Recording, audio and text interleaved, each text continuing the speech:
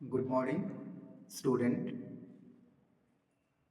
আজ আমরা একটা নতুন বিষয় নিয়ে আলোচনা করব, নাগরিক মূল্যবোধ। ইতিপূর্বে আমরা অনেকগুলো ক্লাসেই নাগরিক মূল্যবোধের ধারণাটা দিয়েছি। আজকে নাগরিক মূল্যবোধের বৈশিষ্ট্যের উপরে আমরা আলোকপাত করব। দেখো, আমরা সবাই একটা রাষ্ট্রের নাগরিক। ভালো সমাজ গঠনের জন্য মূল্যবোধ জরুরি। এখন এই মূল্যবোধ শুধুমাত্র পড়াশুনো করলে, প্রথাগত শিক্ষার মধ্যে দিয়ে আমাদের মূল্যবোধ গড়ে ওঠে এটা নয়। মূল্যবোধ গড়ে তোলার জন্যে আমাদের অতিরিক্ত কিছু সচেতনতা দরকার হয়। সামাজিক পারিবারিক প্রেক্ষাপট থেকে আমাদের এই মূল্যবোধ যেমন তৈরি হয়, শিক্ষাক্ষেত্রে আমাদের এই মূল্যবোধ তৈরি হয়। আমরা পাঠ্যক্রমে মূল্যবোধের শিক্ষা তথা ভ্যালু এডুকেশনকে অন্তর্ভুক্ত করেছি। আমাদের লক্ষ্য একটাই, যাতে আগামী দিন নাগরিক হিসাবে আমাদের কিছু দায়িত্ব পালন করতে পারি।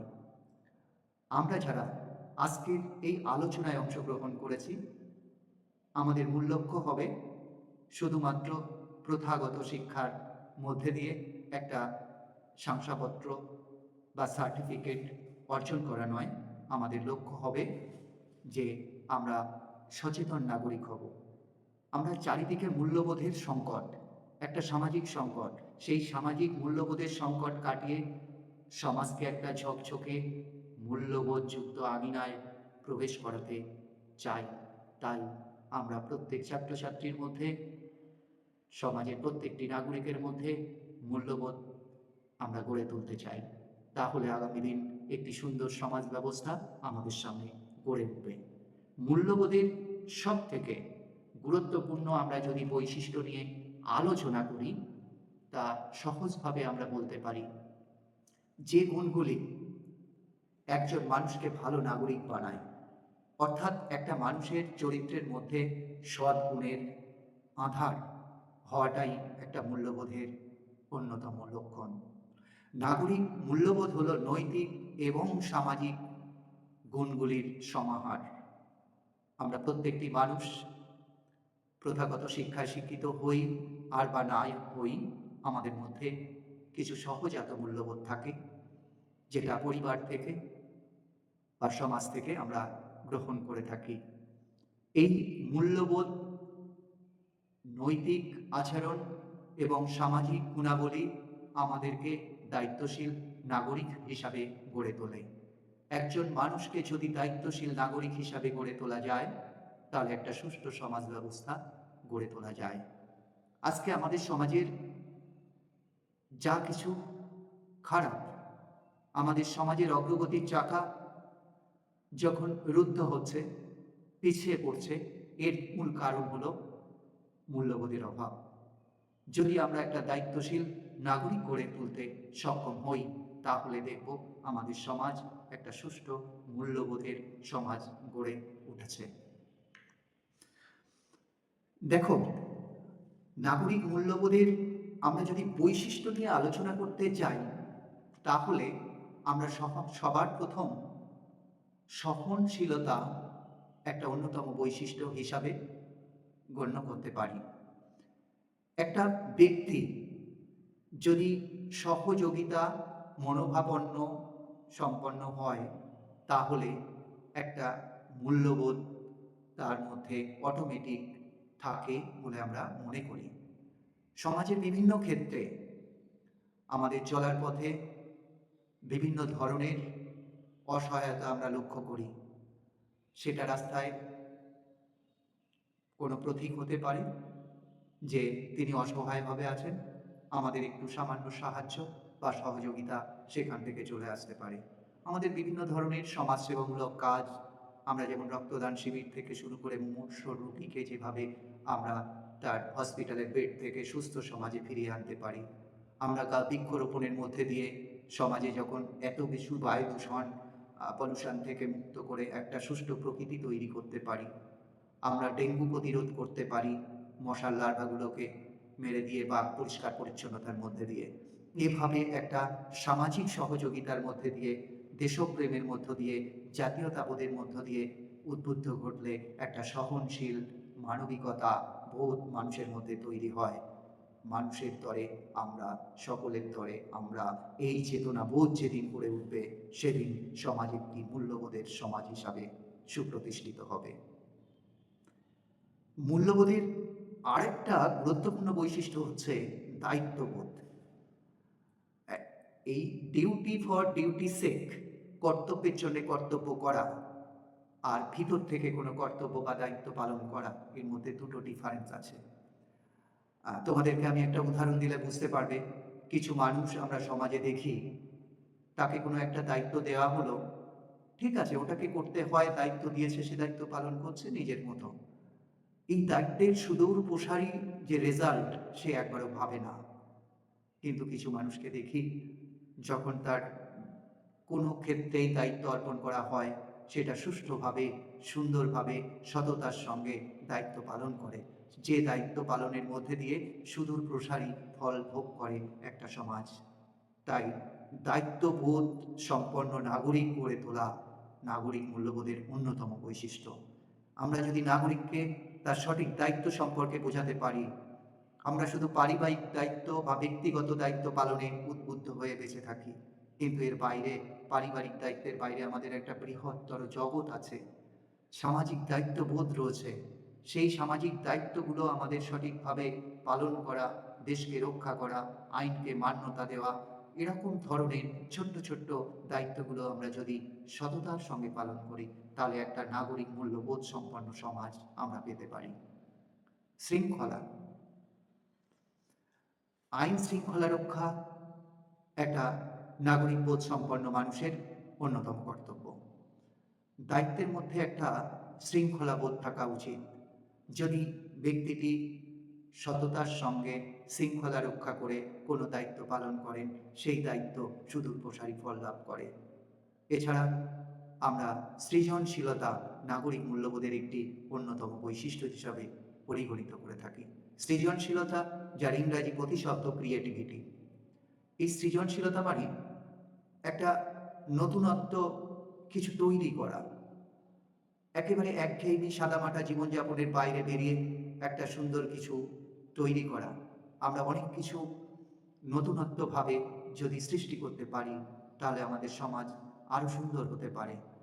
প্রত্যেকটি বস্তু, প্রত্যেকটি ঘটনা, প্রত্যেকটি ব্যক্তি, প্রত্যেকটি সমাজের মধ্যে একটা সততা, ভালো দিক রয়েছে, যার মূল্যটা যদি আমরা বিচার করতে পারি, তাহলে সেই সমাজ একটা সুন্দরভাবে আগামী দিন গড়ে উঠতে পারে।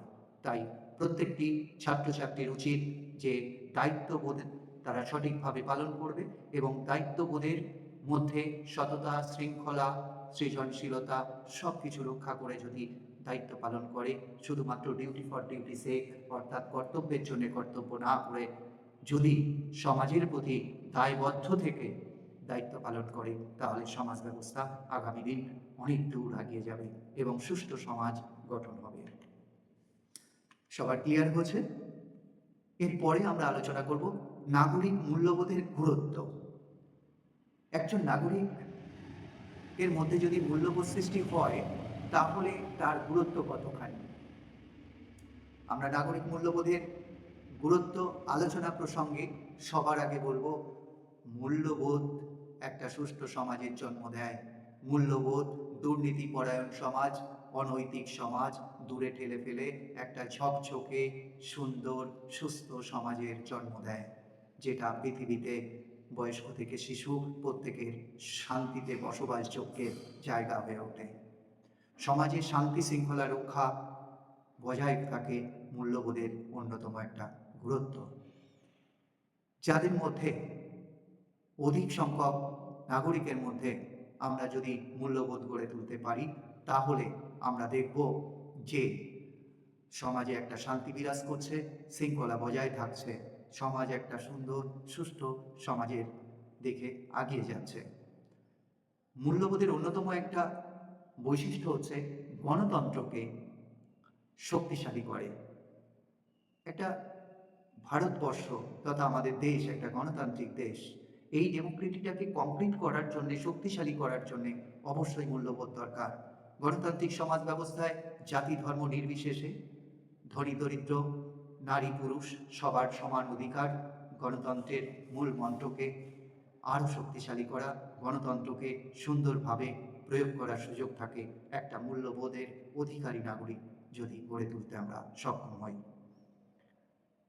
নাগরিক মূল্যবোধের আরও একটি গুরুত্বপূর্ণ বৈশিষ্ট্য হচ্ছে সামাজিক ঐক্য বৃদ্ধি করে।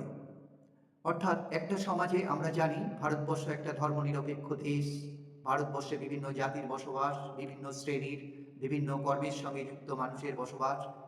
এই সমস্ত স্তরের মানুষের মধ্যে একটা সামাজিক মেলবন্ধন বা ঐক্য বৃদ্ধি করে। সুতরাং এখানে সাম্প্রদায়িক সম্প্রীতি বজায় থাকে, সামাজিক ঐক্য বৃদ্ধি করে, শান্তি বিরাজ করে।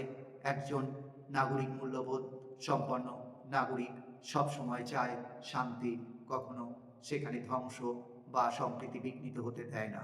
তাই সামাজিক ঐক্য বৃদ্ধি করাই নাগরিক মূল্যবোধের অন্যতম একটি গুরুত্ব। নেক্সট, অপরাধ কমায়। অপরাধ প্রবণতাটা কমে যায়। আমি একটা শব্দ প্রয়োগ করি, নির্বোধের অগাধ সাহস।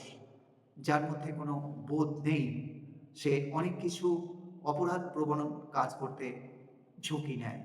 কিন্তু একজন বোধ সম্পন্ন মানুষ, বিশেষ করে মূল্যবোধ সম্পন্ন মানুষ, কখনো অপরাধ প্রবণ কাজের দিকে ঝুঁকি নেবে না। সাধারণত অপরাধ কমে যায় যদি একটা নাগরিকের মধ্যে মূল্যবোধ গড়ে ওঠে।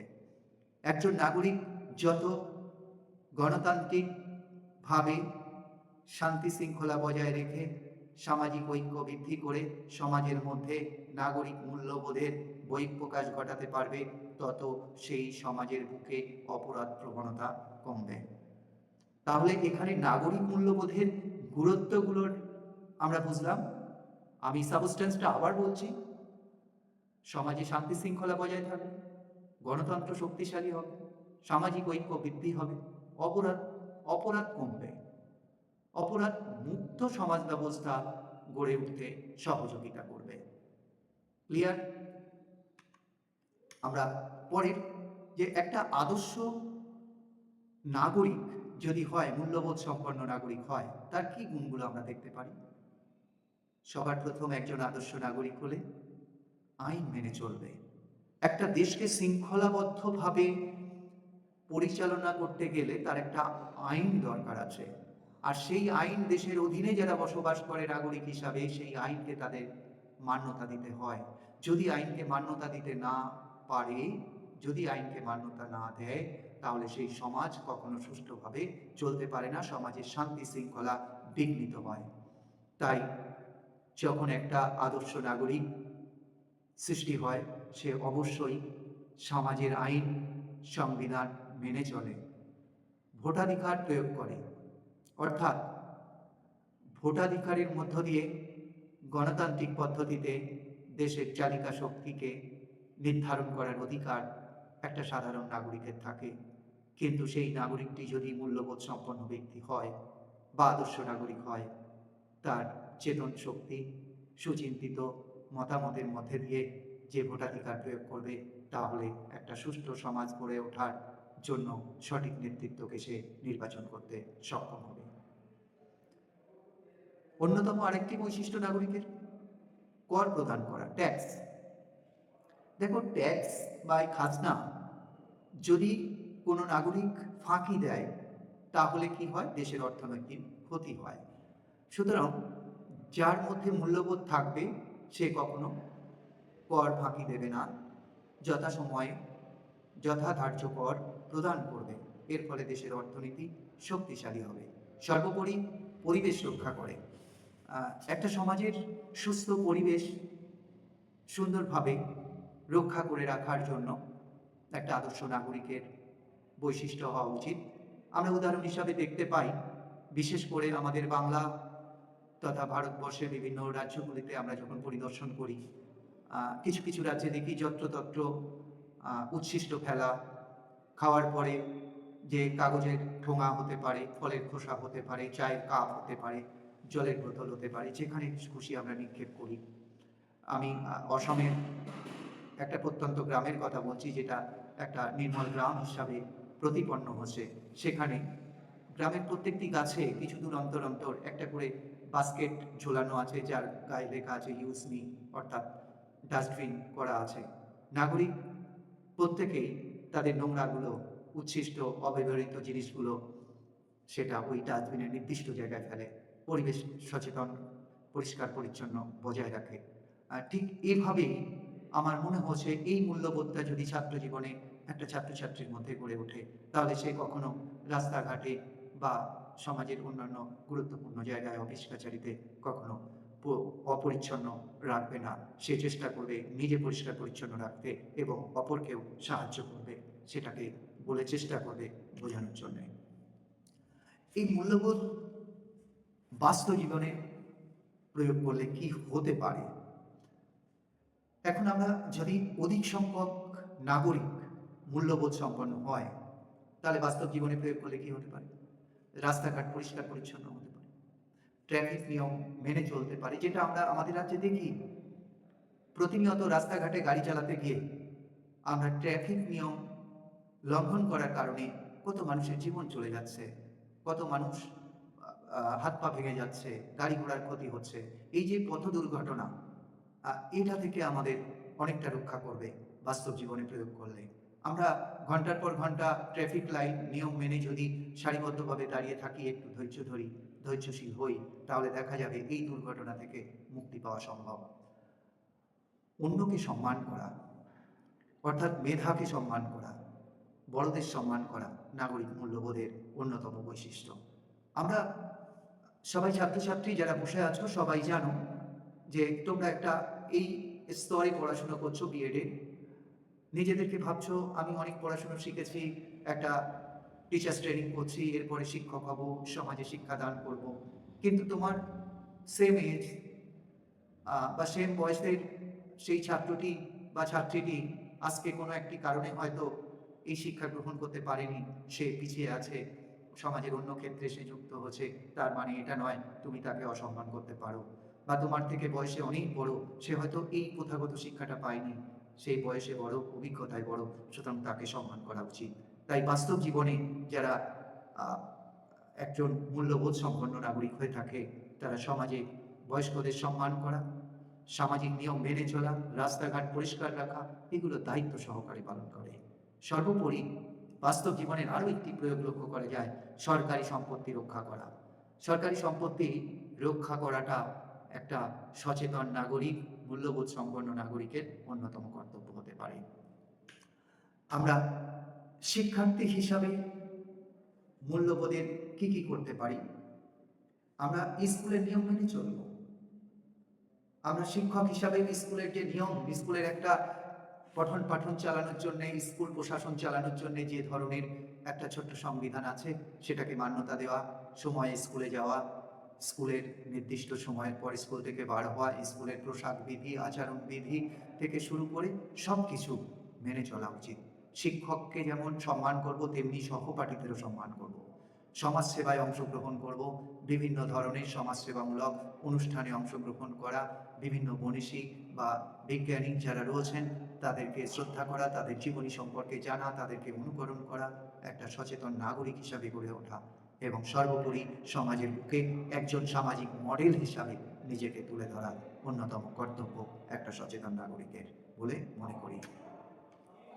আমরা সর্বোপরি নাগরিকের মূল্যবোধের বৈশিষ্ট্য নিয়ে আমরা আলোচনা করার পরিসমাপ্তি ঘটিয়ে আমরা এটুকু বলতে পারি যে আজকের সমাজ ব্যবস্থা অনেকটা অংশে পিছিয়ে আছে। সমাজ ব্যবস্থার একটা সামাজিক সংকট রয়েছে বিভিন্ন স্তরে। এই সংকট কাটানোর একটি মাত্র উপায় হলো সামাজিক মূল্যবোধ, নাগরিক মূল্যবোধ গড়ে তোলা। কারণ নাগরিক মূল্যবোধই হচ্ছে একটা সুষ্ঠু সমাজের মূল ভিত্তি। এটা দেশকে উন্নত করে। ভালো নাগরিক ভালো দেশের ভিত্তি। একটা ভালো নাগরিক দেশের একটা অন্যতম সম্পদ। তাই মানব সম্পদ হিসাবে নিজেকে যেমন একটা সামাজিক মডেল হিসাবে উচ্চ নাগরিক, সচেতন ব্যক্তি হিসাবে যেমন গড়ে তুলবে, তেমনি ছাত্রছাত্রীদেরও গড়ে তোলার জন্যে উদ্বুদ্ধ করবে। আস্তে আস্তে দেখবে যখন তুমি তোমার নিজের স্কুল, নিজের প্রতিষ্ঠানে ছাত্রছাত্রীকে নাগরিক মূল্যবোধ হিসাবে গড়ে তুলতে পারবে, তখন ফিল্টারেশন থিওরিতে আস্তে আস্তে সারা সমাজে এই নাগরিক মূল্যবোধ সম্পন্ন নাগরিক ছেয়ে যাবে। সমাজ তৈরি হবে সুন্দর একটা সুষ্ঠু ঝকঝকে নাগরিক মূল্যবোধ সম্পন্ন সমাজ, যেটার স্বপ্ন আমরা সবাই দেখি তোমাদের হাত দিয়ে সফল হবে। আমরাও তার সংগ্রামের কান্ডারি থাকবো। সবাই ভালো থেকো।